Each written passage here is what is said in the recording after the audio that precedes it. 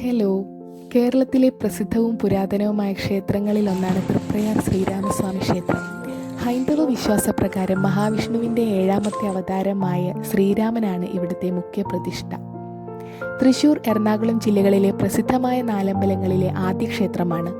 മറ്റു ക്ഷേത്രങ്ങളാണ് ഇരിഞ്ഞാലക്കുട കൂടൽമാണിക്യ ക്ഷേത്രവും തിരുമൂഴിക്കുളം ശ്രീ ലക്ഷ്മണ പെരുമാൾ ക്ഷേത്രവും പായമ്മൽ ശത്രുഘ്നസ്വാമി ക്ഷേത്രവും. രാമായണ മാസമായ കർക്കിടകത്തിൽ ഉച്ചയ്ക്ക് മുൻപ് ഈ 4 ക്ഷേത്രങ്ങളിലും ദർശനം നടത്തുന്നത് അത്യുത്തമമായി വിശ്വസിക്കപ്പെടുന്നു. കൂടാതെ വൃശ്ചിക മാസത്തിലെ കറുത്ത ഏകാദശി ദിവസം ഇവിടെ നടക്കുന്ന തൃപ്രയാർ ഏകാദശി മഹോത്സവം വളരെ വിശേഷമാണ്.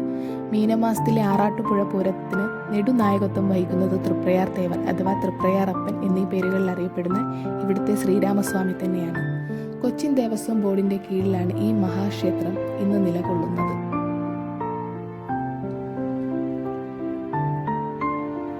നമുക്കറിയാം, ദശരഥപുത്രന്മാരുടെ വിഗ്രഹങ്ങൾ കുറെ കാലം കടലിനടിയിൽ കിടന്നിരുന്നു.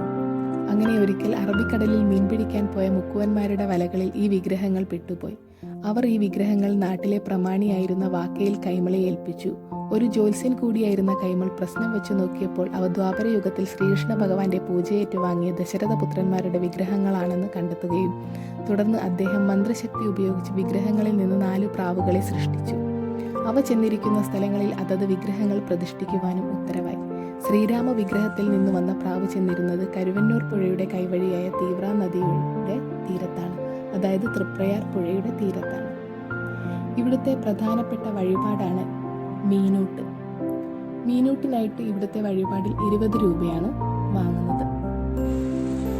ഓണക്കാലത്തായതുകൊണ്ട് തന്നെ ഹരേ രാമ എന്ന് എഴുതിയ വലിയ പൂക്കളം ക്ഷേത്രനടയിലുണ്ടായിരുന്നു. വളരെ ശാന്തമായ അന്തരീക്ഷമാണ് ഈ ക്ഷേത്രത്തിനുള്ളത്. എനിക്കറിയാവുന്ന കുറച്ച് കാര്യങ്ങളാണ് ഞാനിവിടെ പങ്കുവച്ചത്. മറ്റു കാര്യങ്ങൾ എന്തെങ്കിലും നിങ്ങൾക്കറിയുന്നതായിട്ടുണ്ടെങ്കിൽ അത് ഈ വീഡിയോയ്ക്ക് താഴെ കമൻസ് ആയിട്ട് ഇടുക. എല്ലാവർക്കും ഇങ്ങോട്ടേക്ക് വരാൻ കഴിയട്ടെ എന്ന് പ്രാർത്ഥിക്കുന്നു.